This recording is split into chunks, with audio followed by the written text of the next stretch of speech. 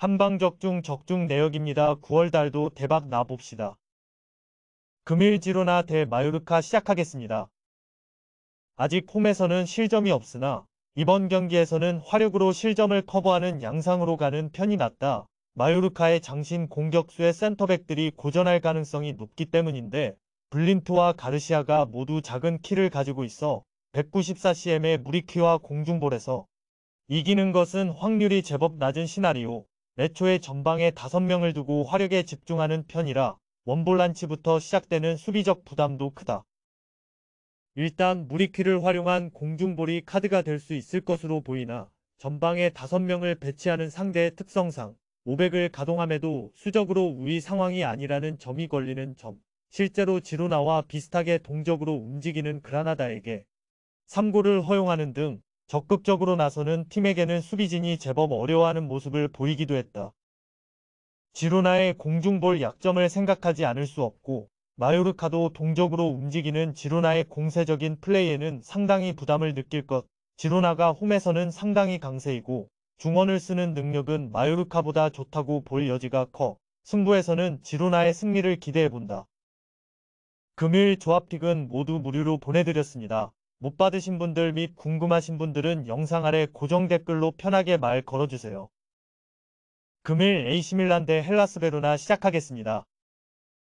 베로나와의 최근 9번 대결에서 패배한 적은 하나도 없지만 상대의 역습에 실점이 번번이 나오는 등 제법 진땀을 빼는 경우가 잦았다. 당장 최근 4번의 맞대결에서는 무실점 경기를 하나도 기록하지 못했다. 피올리 감독의 전술 자체가 뒷공간을 상당히 노출하는 스타일이고 베로나의 역습에 당하는 것, 주중경기 리스크와 주전 선수들이 유리몸 기지를 이기지 못한 것도 상당히 아쉬울 것이다. 역습으로 밀란을 상대로 상당히 좋은 경기력을 보여주던 편. 하지만 확실한 윙어와 공격진이 있는 밀란을 상대로 수비적인 장점을 보여주지는 못했다는 점을 생각해야 할 것. 밀란이 최근 두 경기에서야 부진하지만 지루 마이너스 레앙 마이너스 플리식의 삼각편대가 상당히 괜찮은 폼을 보여주었다는 점은 감안해야 할 것. 이미 측면이 터진 사수올로를 상대로 3골을 허용하기도 했다. 밀란이 베로나를 상대로 매우 강하기는 했으나 사실 밀란의 승리를 완벽하게 점치기는 어렵다. 최근 분위기와 베로나를 상대로 역습으로 골을 많이 허용하는 등 베로나를 상대로 전적은 좋지만 내용이 아주 만족스러운 양상은 보여주지 못했다. 금일 조합픽은 모두 무료로 보내드렸습니다. 못 받으신 분들 및 궁금하신 분들은 영상 아래 고정 댓글로 편하게 말 걸어주세요. 금일 폴렌담 대 헤라클레스 시작하겠습니다. 중앙에서의 주도권을 쥐고 몰아치는 유영에게 상당히 약한 편, 역습은 잘 통하지 않고 있는 상황이라서 현재로서는 밸런스를 신뢰할 수 없는 팀이라고 봐야 옳을 것이다. 문제는 헤라클레스가 승격팀이지만 2부에서 승격할 때 보여줬던 주도적인 중앙에서의 점유율 확보와 공격력 투사를 상당히 잘 해내고 있다는 것. 점유율과 화력을 중시하는 스타일로 네이메언과 엑셀시오르를 잡아내는 등 만만치 않은 전력을 구가하고 있다. 원정에서는 점유율이 30%로 떨어지는 양상을 보여주지만 아약스를 상대한 경기가 유일했던 만큼 해당 경기 결과와 과정을 고지고대로 받아들일 수는 없을 것. 볼렌담을 상대로 주도권을 쥘 가능성은 더 높다고 보는 것이 옳다. 헤라클레스의 승리를 기대하는 매치다. 일단 볼렌담이 주도권을 잡고 몰아치는 팀에게는 상당히 약했는데 헤라클레스가 상당히 공세적이고 주도적인 운영을 잘한다는 것을 참고해야 할 것. 높은 라인 리스크가 헤라클레스에게 찾아올 수 있지만 볼렌담의 올 시즌 결정력도 그다지 좋지는 못하다. 금일 조합픽은 모두 무료로 보내드렸습니다. 못 받으신 분들 및 궁금하신 분들은 영상 아래 고정 댓글로 편하게 말 걸어주세요. 금일 바이에른 뮌헨 대 VfL 보움 시작하겠습니다. 무패를 기록하고 있지만 팬들과 구단 내부에서는 경기력에 대한 의문의 시선을 계속 보내는 중, 특히 수비력에 대한 의문의 시선이 심한 편인데 일각에서는 더리우트의 기용을 왜 망설이느냐는 의견도 나오는 중, 사실 더리우트도 슈퍼컵 이후로 폼이 하락세라는 점은 생각해야 하고 애초에 센터백 뎁스의 부족으로 인해서 센터백 조합을 여러가지 실험하기도 어렵다.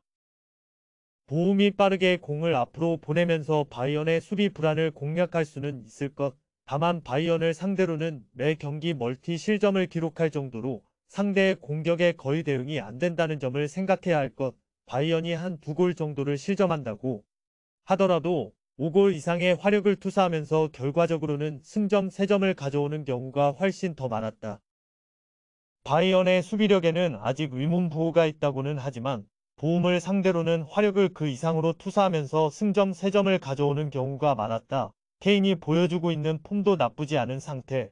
아무리 불안해도 바이언은 바이언일 것이다. 금요일 조합픽은 모두 무료로 보내드렸습니다. 못 받으신 분들 및 궁금하신 분들은 영상 아래 고정 댓글로 편하게 말 걸어주세요. 금일 도르트문트 대 볼프스부르크 시작하겠습니다. 지난 경기에서는 300을 꺼내들었지만 오히려 중원이 삭제되면서 패했다. 초반 리그에서의 무패 행진은 지속되고 있지만 팬들이 경기력에 보이는 불만은 상당한 상태. 주중 경기 리스크와 언더독 운영을 잘하는 볼프스부르크를 상대로 질레와 훈멜스의 기동력이 버텨줄지도 확신하기 어렵다. 특히 질레는 지난 경기 PK를 내주는 치명적인 실수를 저지르기도 했다. 점유율을 낮추는 경기에서 강한 편이다. 호펜하임과의 경기에서는 점유율을 이겼지만 결과는 패배였고 지난 경기에서는 우니온에게 점유율을 줬지만 2-1로 이겼다. 중원을 공격적으로는 잘 쓰지 못하는 코바치 감독의 특성상 선수비 마이너스 후역습 상황에서 오히려 강한 편. 도르트문트를 상대로도 점유율을 1차적으로 줄 확률은 높다고 봐야 할 것. 도르트문트 수비진의 기동성은 상당한 약점이고 테르지치 감독의 높은 라인 운영까지 더해지면서 생각보다 어려운 시즌 초반을 보내고 있기도 하다. 금요일 조합픽은 모두 무료로 보내드렸습니다. 못 받으신 분들 및 궁금하신 분들은 영상 아래 고정 댓글로 편하게 말 걸어주세요.